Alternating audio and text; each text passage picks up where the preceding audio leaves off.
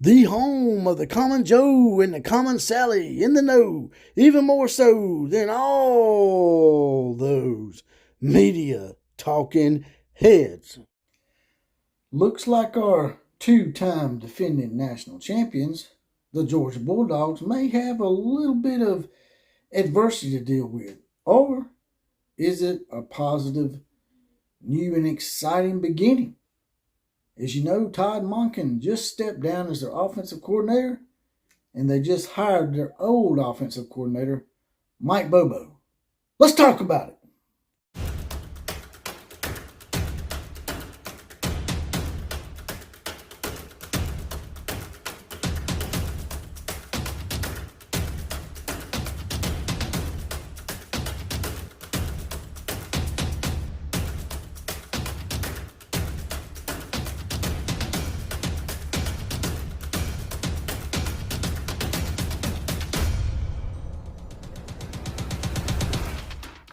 Well, here we go again. It's another episode of the OCF, that's the Outlaw of College Football, also known as JPC on Facebook. That stands for Jesse Paul Clark, spelled J-S-S-E without the I. Also, I can be located on Twitter at OCF Productions. Now, let's ride it on in. The Outlaw Posse is now in effect. And today's topic is the Georgia Bulldogs. Is there a little dent in what is a budding dynasty? As you know, Georgia's on the cusp of doing something rather historical, a three-peat. Now, while there have been three-peats that were not unanimous throughout history, there's never been a unanimous three-peat national champion in college football, which makes it sort of unique to other sports in that they've never had a three-peat.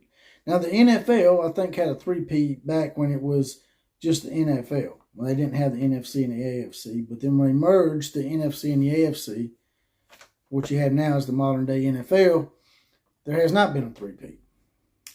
But college football is unique in that it's never had a three-peat of unanimous three-peat and over 130 years of football. So could this little bump in the road with Todd Monken stepping down to take a job with the Baltimore Ravens, could this be the bump in the road that derails Georgia just a little bit? It could be. I mean, there's always something there that, can mess with the gelling of the program or how the program's been operating. And now Georgia's going to see what it's like to start being targeted for their assistants. Sort of like Nick Saban. He's been having to go through offensive and defensive coordinators for some time. Here recently, Clemson has been the target of having their coordinators rated.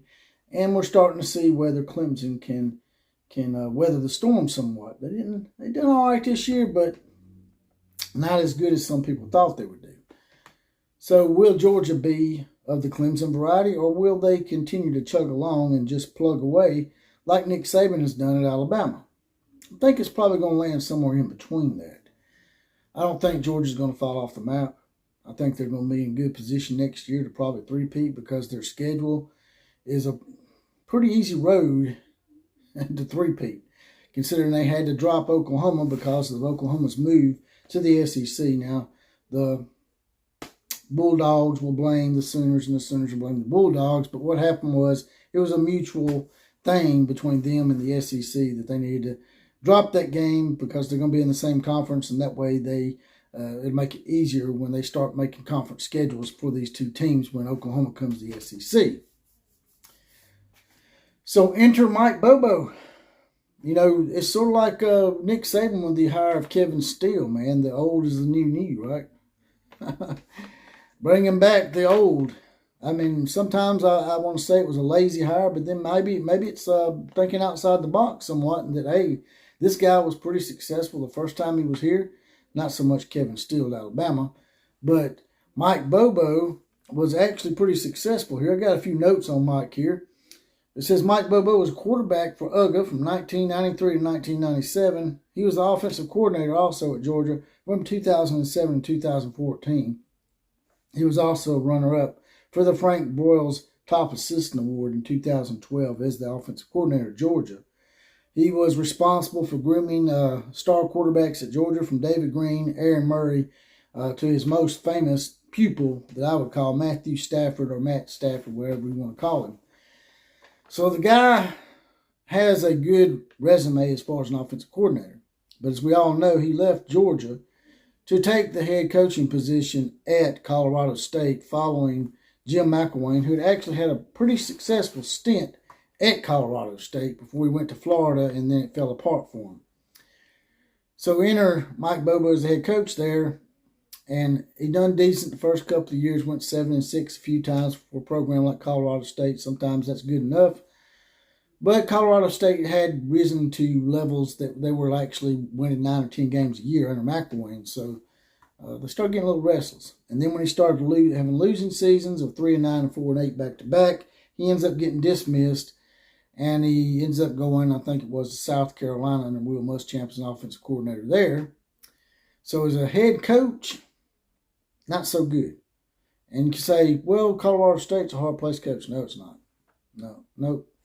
You've had winners at Colorado State. His predecessor left Colorado State not being fired for promotion at Florida because he was doing rather well at Colorado State, being Jim McElwain. And way before that, back in the day, Sonny Lubick used to win quite consistently at Colorado State. He even had him in the top 10 a few times back in the day. So you can win at Colorado State. So there was no excuse for Mike Bobo to have a losing record. But some coaches are meant to be coordinators, great coordinators, and some coaches are just not meant to be head coaches. And I think Mike Bobo may be that kind of guy, because the success he had at Georgia from 2002 2014 was pretty good. And you're like, well, you had some pretty good quarterbacks. Yeah, but those quarterbacks have to be coached up. The coach, you want to blame the coach when something bad goes on, but when something great goes on for these players, you want to say it's just the players, and that's not the case. It's a little bit of both, the player and the coach. So we got to give him credit for some great offensive work the first time he was here at Georgia. I don't think this hire is going to be like the Kevin Steele hire with Alabama. Kevin Steele may work out at Alabama. That's another topic for another day. But I think the Mike Bobo hire, people comparing it to Kevin Steele, it's not comparable to me, because to me, Mike Bobo was at Georgia longer, the first stint, than Kevin Steele was at Alabama, his first stint, which was just a year. Mike Bobo's offenses at Georgia done rather well. And so people that think that maybe this is the dent that they're looking for, may not be. It may actually be the beginning of something new and something even more dynastic at Georgia. If Georgia pulls off the three-peat, which nobody else has been able to do, you can definitely go ahead and say that they're a dynasty. It looks like they're making up for lost time, because they went 41 years without a national title. Not to mention, everybody's like, Stetson Bennett's gone. Stetson Bennett, to me, is a program quarterback. I don't think he's going to come out of nowhere and have a Cinderella story like Jalen Hurts. I think he might get picked up by an NFL team, but I don't think he's going to end up working out. I think he'll be out of the NFL within 2 years, more than likely. Now, people's doubted Stetson before. He's proven them wrong. So maybe he'll prove them wrong. But, once again, another topic for another day. So you think, well, you got to replace Stetson Bennett, man. He was a starter for so long, won 2 national titles, man. They've got great talent behind Stetson Bennett. That's the thing. These ain't just, these guys might be great. They might not be great. 3-star, maybe 4-star quarterbacks. Most of these quarterbacks on the bench are 5-star quarterbacks, from what I understand. Carson Beck, Brock Vandegrift, and Gunnar Stockton are all quarterbacks that more than likely could have already been starting at any other school. So replacing Stetson Bennett may not be as hard as you think, and Mike Bobo is being given the keys to a lot of great quarterback talent. Because, a lot of people were even talking about one of those 3 guys supplanting Stetson, who had been a starter for quite some time, so they must be pretty good quarterbacks. People also point to the defense, maybe they lost some people, but the defense was young this past year. So the defense, I think, will be a little more seasoned, so there won't be a weakness there. All the weakness that people can grasp onto now in hopes that maybe the Georgia Bulldogs stumble and they don't get the first three-peat, because I know as an Alabama fan, I would like for that honor to go to us or some other team that's not a close rival within our conference. But if Georgia can bring Mike Bobo in, and Mike Bobo's the Mike Bobo from 2007 and 2014, you may see that three-peat. You may get that dynasty. Those old muttball lickers from Athens, those hedge pissers, may be looking at a Georgia dynasty. If you're going to get them, this will be the year to get them. If you're going to stop Georgia, this will be the year to stop them. If you don't, you could be looking at a four-peat. But anyway, that's my thoughts on the whole situation. You guys and gals, if you don't mind, drop in the comment section. Tell me what you think about all this. Do you think Georgia's dynasty took a hit? Their aspirations at being a dynasty? Because I wouldn't call 2 national titles a dynasty quite yet.